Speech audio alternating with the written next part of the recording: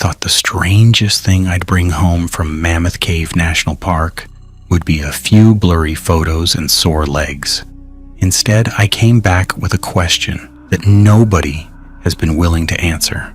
I'd booked one of the smaller guided tours during a long weekend off from work. As a civil engineer, I loved seeing how natural formations handled weight, erosion, and time. About 40 minutes into the tour, our ranger stopped to explain a massive chamber while everyone gathered around. I stepped a little farther down the trail to photograph a rock wall that looked almost polished. That's when I noticed a narrow opening behind a cluster of broken limestone. It wasn't blocked. It just wasn't pointed out. The opening looked too clean to be natural. Cool air drifted through it, carrying a faint metallic smell that didn't match the damp earth around us. I figured it might reconnect with the main trail, so I ducked inside, expecting to be back with the group in less than a minute. The passage narrowed quickly. My flashlight reflected off fresh boot prints, pressed into soft mud. They weren't the scattered tracks of tourists. They formed a clear path leading deeper underground. A few yards farther, I stopped. Someone had drilled steel anchors into the cave wall.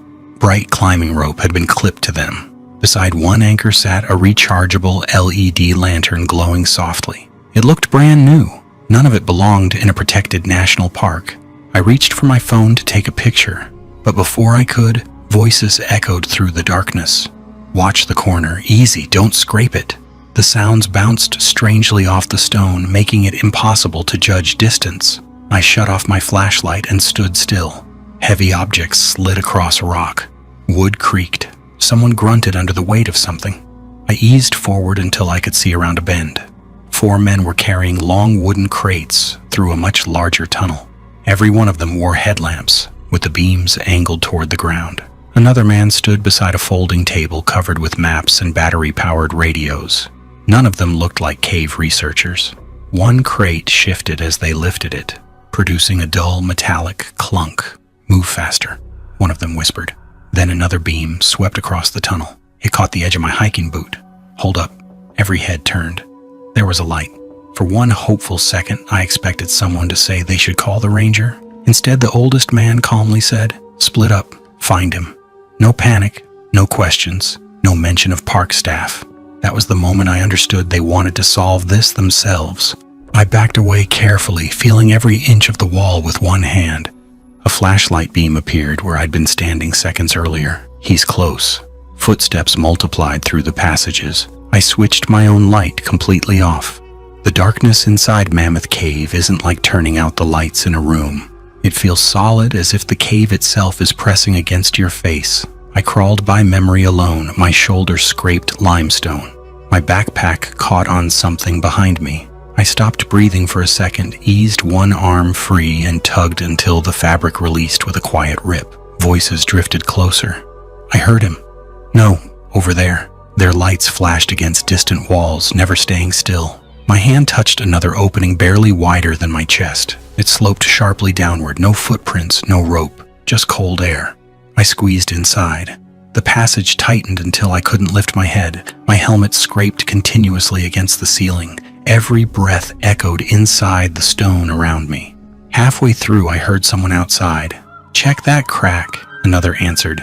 "Nobody's getting through there." I stayed completely still.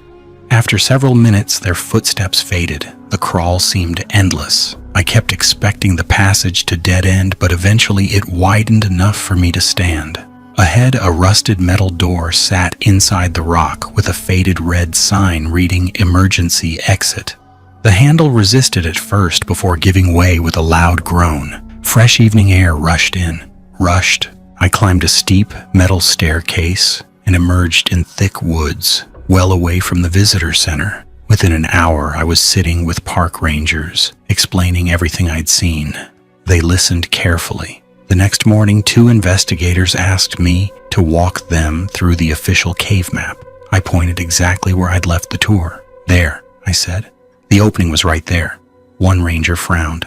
"There isn't a passage in that section." I walked through it. We inspected the entire area before sunrise, and we found a solid limestone wall. No fresh footprints, no anchors, no ropes, no tunnel. I even showed them the ripped strap on my backpack from squeezing through the crawl space. One investigator simply wrote something in his notebook. Months passed. Friends joked that I'd wandered into the wrong cave or imagined more than I realized. Eventually, I almost convinced myself they were right. Then I ordered an older souvenir map from an online collector because I wanted to compare previous cave layouts. When it arrived, something felt odd. The folded map was thicker than expected. Inside the crease was another map, an early printing that had been tucked behind the newer one. Across the lower corner was a narrow side passage branching exactly where I'd entered. The same shape, the same direction. Someone had crossed it out in red decades earlier. More disturbing was the edge of the paper. The entire section containing that tunnel hadn't torn naturally. It had been cut away with a razor before the map was folded and mailed. Whoever removed it knew exactly which tunnel they didn't want anyone noticing.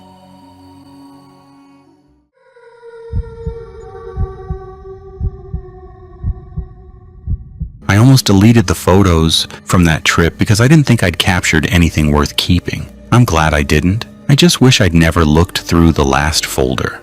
As a freelance photographer, I spend a lot of time chasing places that most tourists walk past.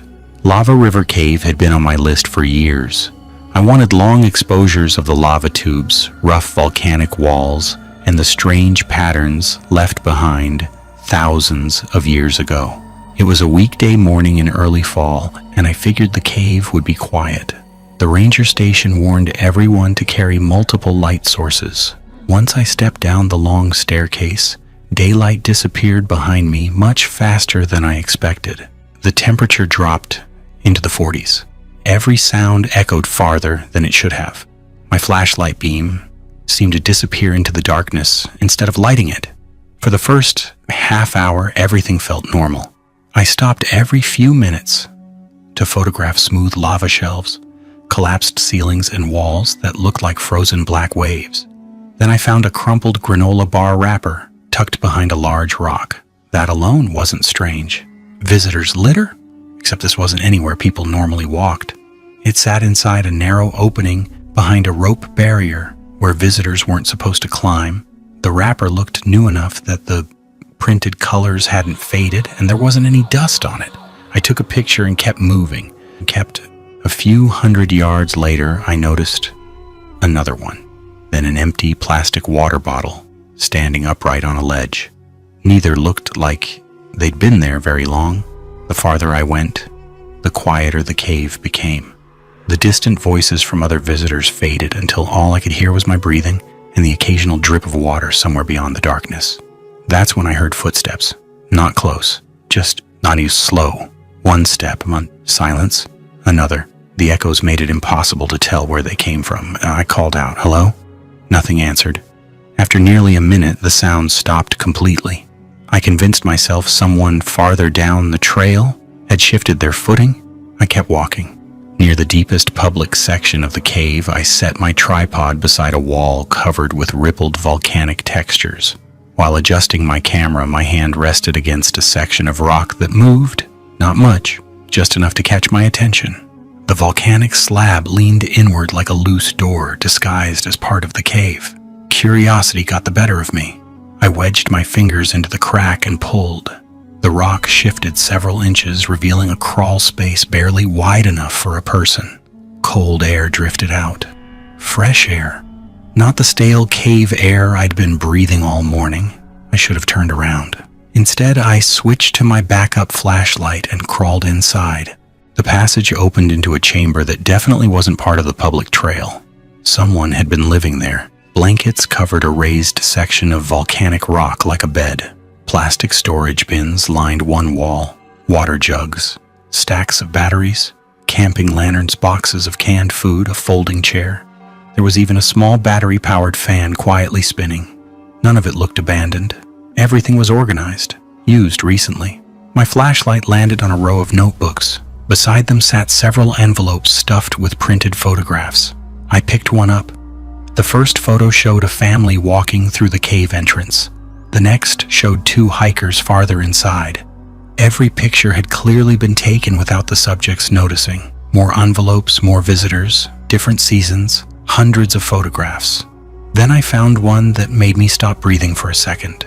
It was me, walking down the entrance stairs that same morning, camera hanging from my shoulder. Another showed me setting up my tripod. Another captured me examining the loose rock only minutes earlier. Someone had been watching me the entire time. A faint scrape echoed inside the crawl space. Footsteps, slow, steady, getting closer. I switched off my flashlight immediately. The room disappeared into darkness except for the faint glow from one battery lantern sitting near the supplies. There wasn't time to crawl back out. I squeezed behind stacked water containers and covered my mouth with my sleeve. The footsteps entered the chamber. Whoever it was moved without rushing. No flashlight, just quiet breathing. The lantern shifted.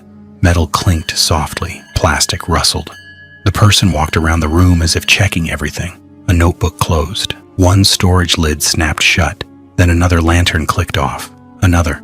The room grew darker after each soft click until only one lantern remained. I could hear them standing only a few feet away, waiting, listening. Several long seconds passed. I wondered if they already knew I was there and simply wanted me to make the first move. Instead, the footsteps drifted toward the opposite side of the chamber. A scraping sound followed like another hidden passage opening. The breathing faded. I counted slowly to 60 before moving. Every muscle in my legs shook as I crawled out through the narrow opening and eased the loose rock back into place. I didn't run right away. I walked, fast enough to stay quiet. Then another set of footsteps echoed somewhere behind me. This time they matched my pace. I started running.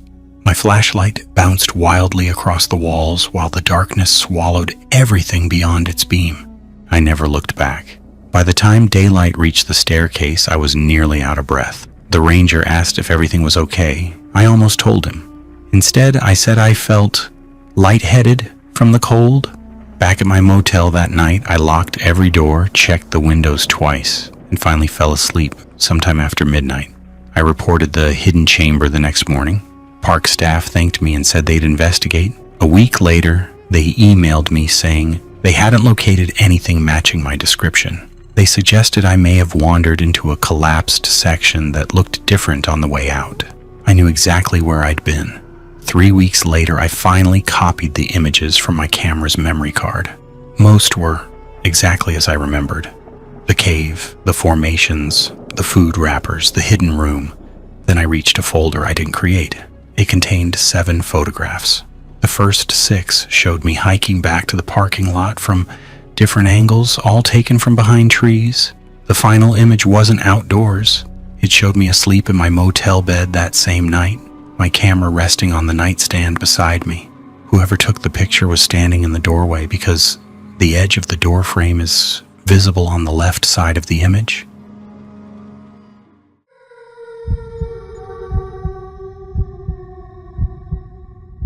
If someone tells you an abandoned place is safe because nobody has been inside for 30 years, check the ground before you believe them. That's what I wish I'd done. I work as a real estate agent, and photography is a hobby that gets me outside whenever I have a free weekend. Last October, 3 friends and I got permission from an older property owner near the Bellow Cave area to photograph an old cave entrance on a wooded section of his land. He laughed when he handed us the gate key. "Nothing down there but rocks and bats," he said. "Nobody's used that opening since the early 90s. It sounded perfect." The first thing that bothered me wasn't the cave, it was the road leading to it. The old service road was supposed to be overgrown, but a pair of fresh tire tracks cut through the damp leaves. They were crisp enough that the edges hadn't collapsed yet. My friend Mason crouched beside them. "Somebody's been hauling something heavy." Ashley shrugged. "Probably the owner, but the owner had told us he hadn't walked back there in years." We unlocked the rusted chain across the path and continued anyway. The cave entrance looked exactly like every abandoned place I'd photographed before. Collapsed fencing, faded warning signs, vines hanging over cracked limestone. Only the inside didn't match the outside. About 50 feet in, our flashlights caught a thick climbing rope bolted into the rock. It looked almost new. Its remodeled. Someone had also painted small reflective circles along the walls. Each one had a number. Marker 1, Marker 2, Marker 3. "They're trail markers," Ben whispered. "For who?" Nobody answered. The cave stayed strangely clean. No beer cans, no graffiti, no broken glass, just footprints. Hundreds of overlapping boot prints pressed into the damp floor. Every few hundred feet, another marker appeared. 4, 5, 6. Each one looked recently repainted. Ashley wanted to leave then. "I don't think this is abandoned." Mason pointed farther ahead.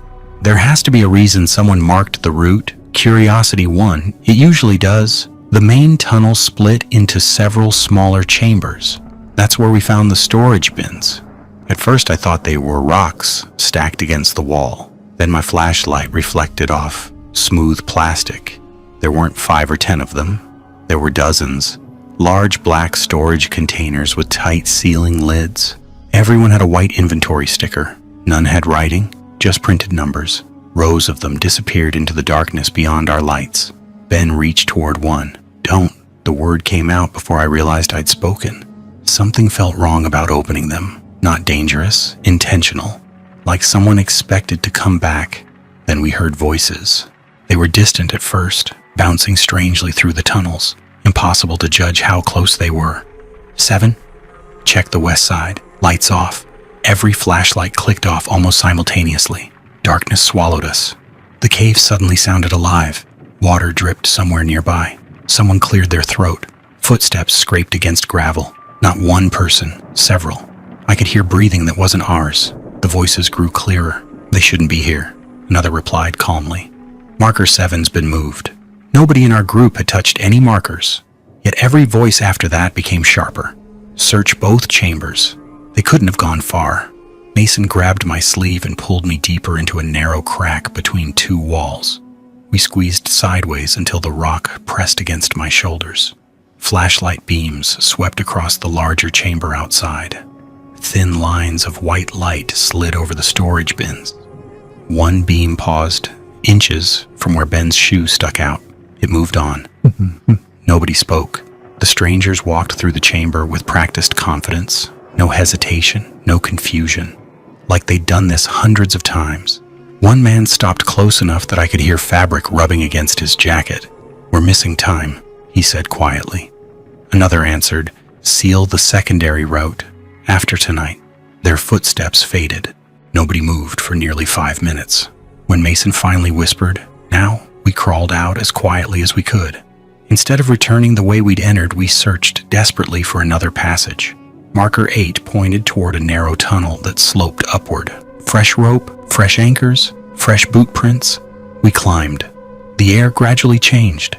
Cool cave air mixed with wind. Daylight finally appeared through a crack, hidden beneath thick brush, almost a quarter mile from where we'd entered. None of us spoke until we reached the truck. Ashley was already dialing 911. Investigators interviewed all 4 of us separately. They took our photographs, GPS locations, and camera cards. Several detectives asked detailed questions about the numbered markers, but almost none about the storage bins. Weeks later, one investigator called. He confirmed they'd found evidence of long-term illegal activity inside the cave. When I asked what had been stored there, he paused for several seconds. "I'm not allowed to discuss that." That was the end of the conversation. About a month later, I drove past the property while showing a nearby home. Curiosity got the better of me. I parked along the road and walked to the gate. The cave entrance was gone. Fresh concrete completely filled the opening from floor to ceiling. The fencing looked newly installed. The owner happened to be outside. When I asked why the entrance had been sealed, he looked genuinely confused. "It was sealed years ago." I reminded him he'd unlocked the gate for us. He frowned. "No, ma'am." Then he walked inside his house and returned with several printed photographs. They were dated 6 years earlier. Every one of them showed the exact same concrete wall where the cave entrance should have been. I still have the time-stamped photos of the 4 of us standing inside that cave. They're real, I know they are. But whenever I zoom into the last picture we took before hearing those voices, I notice something I somehow missed. Underground. Marker 7 isn't behind us anymore. It's standing in front of the camera.